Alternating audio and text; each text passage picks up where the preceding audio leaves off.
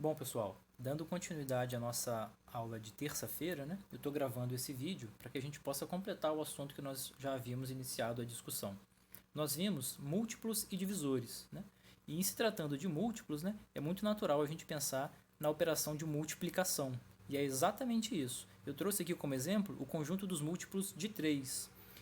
E nós podemos ver também como formar esse conjunto dos múltiplos de 3, né? Bom, basta que eu escreva o conjunto dos números naturais e multiplique cada um dos números naturais por 3. 3 vezes 0, 3 vezes 1, 3 vezes 2 e assim sucessivamente. O resultado dessas multiplicações irá me fornecer exatamente o conjunto dos múltiplos de 3. Se eu estivesse falando aqui dos múltiplos de 5, bastaria pegar o 5 e multiplicar por cada um dos números naturais. O resultado iria me fornecer exatamente o conjunto dos múltiplos de 5. Nós vimos também sobre divisores e pensamos naturalmente na operação de divisão.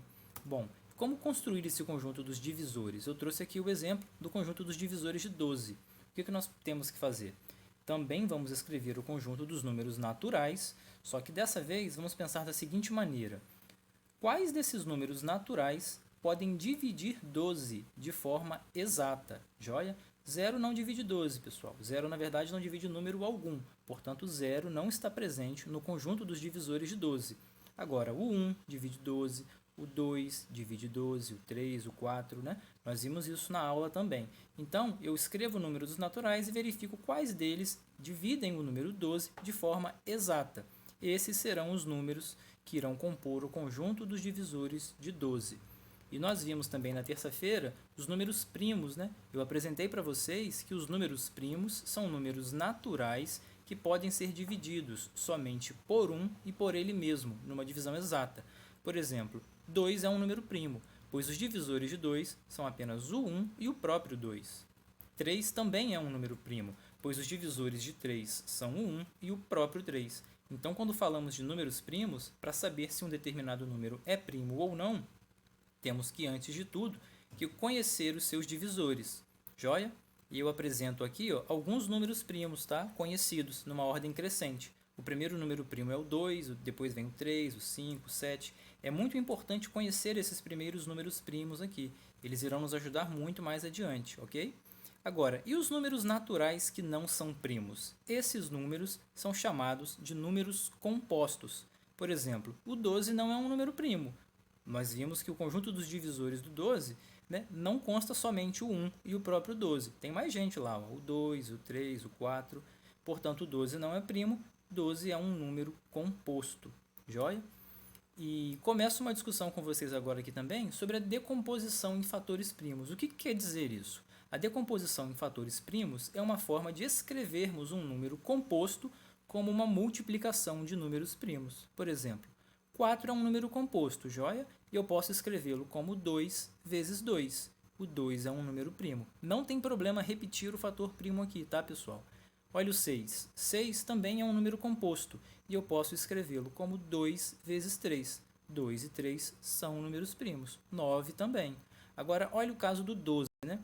O 12, eu posso pensar nele como sendo o número 2 vezes 6. E aí você pode dizer, bom, o 2 é primo, ok, mas o 6 não é um número primo. Só que olha só, o 6, na verdade, é o 2 vezes o 3, joia? Então, o número 12, decomposto em fatores primos, fica da seguinte forma, ó, 2 vezes 2 vezes 3, joia? 2 ao quadrado vezes 3, né? É a decomposição em fatores primos do número 12. Agora, existe também um método mais prático para a gente descobrir, né, e conseguir fazer essa decomposição em fatores primos, principalmente quando os números vão ficando um pouquinho maiores. Vamos tentar decompor o número 36, por exemplo, joia? Utilizando esse método prático. Como que nós fazemos? Escrevemos o número 36, traçamos essa barra aqui para nos auxiliar e vamos fazer o seguinte, ó, vamos olhar para aqueles números primos que eu apresentei para vocês e vamos verificar, começando sempre do 2, que é o primeiro número primo, nós vamos verificar quais deles dividem o 36. Por exemplo, 2 divide 36, correto? Então, eu vou colocar o 2 desse lado, 2 divide 36 e o resultado dá 18. Faço essa mesma análise para o 18. O 2 divide 18? Sim, 2 divide 18. O resultado de 18 dividido por 2 resulta 9. joia? Eu pego esse resultado e faço a mesma análise. O 2 divide 9? Não, joia, pessoal? 2 não divide 9. Essa divisão aqui é sempre de forma exata. Bom, se esse número primo, o 2, não divide 9, eu passo para o próximo e faço a mesma análise. O 3 divide 9? Sim. 3 divide 9 e o resultado dá 3. Pego esse resultado e continuo fazendo essa análise. O 3 divide 3? Sim. 3 divide 3 e o resultado é 1. Quando eu chego no 1, então eu encerrei. E aí, ó, o que acontece? Esses números aqui, os fatores primos que estão ao lado direito da barra, serão exatamente a decomposição do número 36. O número 36 pode ser escrito como 2 vezes 2 vezes 3 vezes 3, ou seja, 2 ao quadrado vezes 3 ao quadrado. É a decomposição em fatores primos do número 36. Joia? E essa decomposição ela é muito útil quando nós estivermos falando sobre mínimo múltiplo comum, o MMC. Talvez alguns de vocês já tenham visto no 5º ano. Joia? Por exemplo, aqui, né, eu trouxe aqui como descobrir o mínimo múltiplo comum entre 12 e 9. Eu quero que seja um múltiplo dos dois, mas que seja o menor. Ok? Então, olha só como a decomposição em fatores primos nos ajuda. A decomposição em fatores primos do 12, nós já vimos ali atrás, é o 2 ao quadrado vezes 3. A decomposição em fatores primos do 9 é o 3 vezes 3. Agora, percebam aqui comigo, ó, esse 3 que está em branco, ele é comum aos dois números. Ele está tanto presente no 12 quanto no 9. Destacado em azul, eu tenho aqui um 3 sobrando. Esse fator primo 3 ele está presente só na decomposição do 9 e não do 12. Então, eu vou pegar esse 3 e vou multiplicar vezes 12. E aí, quando eu olho para o 12, esse 2 ao quadrado aqui é um fator primo presente só na decomposição do 12. Então, eu vou pegar esse 2 ao quadrado e vou multiplicar vezes 9. Olha o que vai acontecer.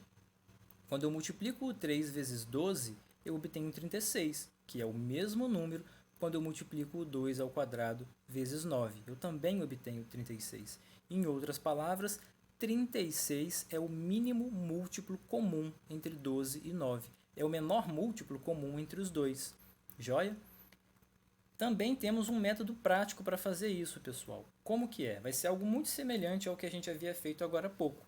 Só que agora é como se eu estivesse tentando fazer uma decomposição em números primos do 9 e do 12 ao mesmo tempo.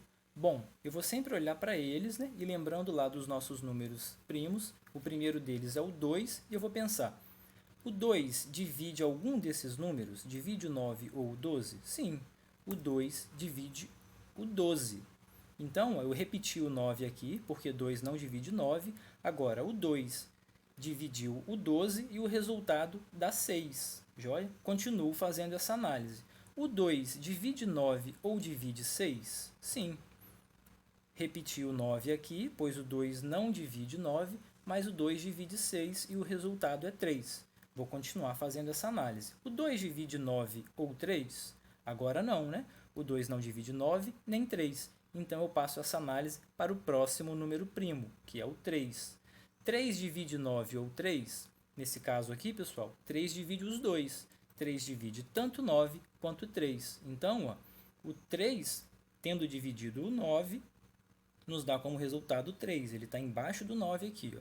E o 3, tendo dividido o 3, resultou em 1. Significa que esse 1 aqui, está me dizendo, né, que para o 12, a decomposição em números primos já se encerrou. Só que para o 9 ainda não. Então, eu continuo.